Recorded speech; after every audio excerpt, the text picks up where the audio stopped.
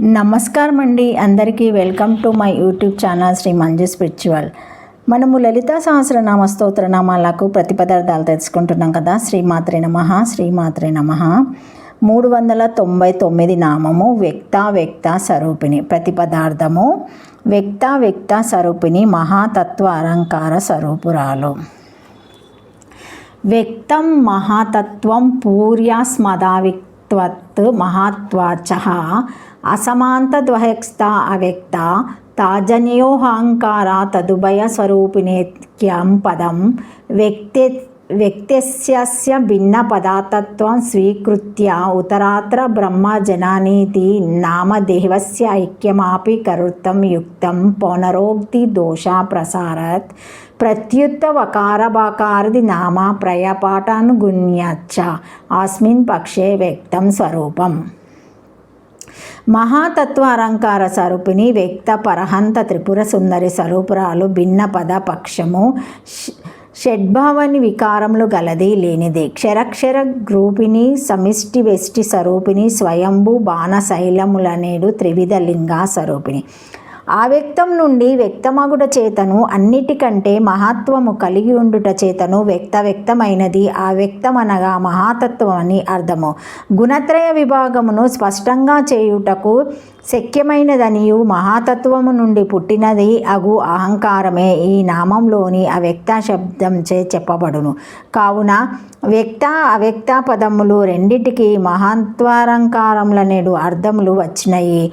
ఆ ఉభయ రూపురాలని ఏకనామ అర్థము. దీనిని వ్యక్త అవ్యక్త రూపిణి అను రెండు నామములుగా చేసినతో పునరుక్తి దోషము కలగకుండాను. అట్లయినచో నామసంఖ్య పెరుగుపోనని తలంపనక్కర్లేదు. ముందు చెప్పబోవు నామములలో బ్రహ్మజనని అని రెండును ఏకము చేసి చెప్పినచో ఆ దోషము రాదు. అంతేకాదు వ్యక్త శబ్దము వకారాది నామములలోనూ జనని శబ్దము జకారాది నామములోనూ ఉన్నాయి. బ్రహ్మజనని అను నామాంతము కలిపి ఏకనామంగా లెక్క చూచినప్పుడే జనని శబ్దము జకారాదుల్లో చేరక ఉండును. నామమంతయు బ్రహ్మజనని బకారాది నామపాఠమునకు తగినట్లుగా ఉండును. వ్యక్త శబ్దము నకు ప్రత్యేక నామముగా చేసి పక్షమందు వ్యక్తమైన స్వరూపము అనగా అహంత గలది పరహంత త్రిపుర సుందరి రూపము. అహంత అహంకారతత్వ ఎందు త్రిపుర సుందరి అభివ్యక్తమగును. కనుక అహంకార స్వరూపురాలు త్రిపుర సుందరి దేవి లేదా వ్యక్తము అవ్యక్తము అయిన రెండు రూపములు గలది. అనగా షడ్భవికారములు ఉండుట లేకపోవుట అను రెండు గుణములు గలదని అర్థము. ఈ విషయము లింగ పురాణమున గలదు. అక్కడ ప్రథమావస్థ యందు గుణత్రయ విభాగమును, ద్వితీయావస్థలో పంచమహాభూతములకు సంబంధించిన షడ్భావవికారములు కలుగును. దీనిని వ్యక్త రూపమందురు. ఇవి ఏమీయును లేనిది అవ్యక్తము. దీనిని అసత్తు అందురు అని గలదు. భూతభావి వికారములుగా క్రిందికి జారిపోయిన దానిని క్షరమందురు. ఇది లేనిది అక్షరం కనుక క్షరక్షర స్వరూపురాలు. మత్స్యపురాణంలో అవ్యక్తమును అక్షరముగాను వ్యక్తముగాను క్షారముగాను చెప్పెను. లేదా సమిష్టి వెష్టి స్వరూపురాలు నరసింహపురాణంన అవ్యక్తమును బిందువుగాను సమిష్టిగాను వ్యక్తముగాను వెష్టిగాను వివరించెను. లేదా త్రయోవిశంతి 23 తత్వములను ప్రకృతియు స్వరూపముగా గలది. బ్రహ్మాండ పురాణంలో త్రయోవిశంతి తత్వములను వ్యక్తమనియు ప్రకృతిని అవ్యక్తమనియు పండితులు చెప్పుచున్నారని గలదు. లేదా వ్యక్తము అవ్యక్తము అను రెండు పదములకు ముందుగా ద్వంద్వ సమాసము చేసి వ్యక్త అను దానిని ఆవృత్తి చేసి ఏకశేష చేసినతో వ్యక్తమని మిగులును. దానికి వ్యక్తము అవ్యక్తము వ్యక్తము అని 3 అర్థములు వచ్చును. ఇవి లింగముల యొక్క నామములు కావున త్రివిధ లింగ స్వరూపురాలని అర్థము. బ్రహ్మవైవర్త పురాణమందు త్రివిధ లింగములకు లక్షణములు గలవు.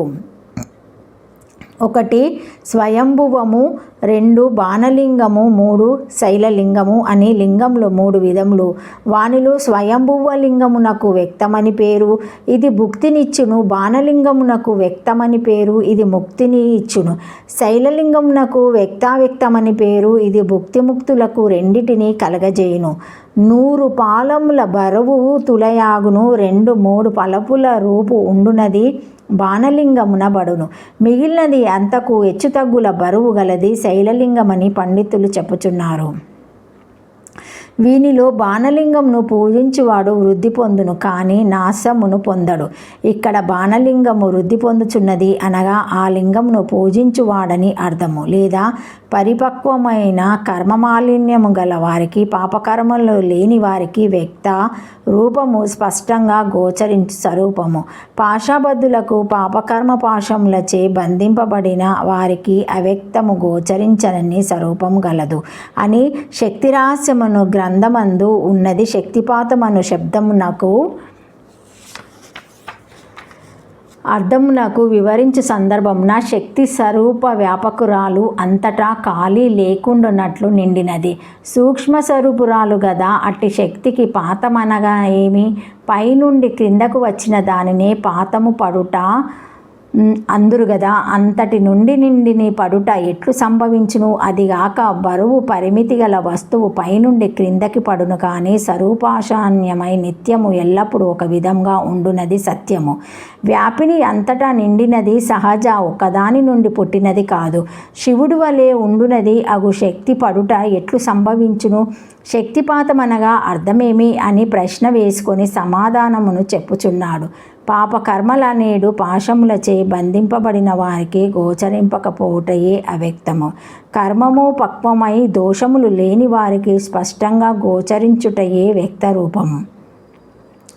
ఈ రెండు కార్యములు చేయుటచే పతిత అని వివరించుచున్నారు, కానీ పాతమనగా క్రిందకి పడుటగాదు అని చెప్పిరి.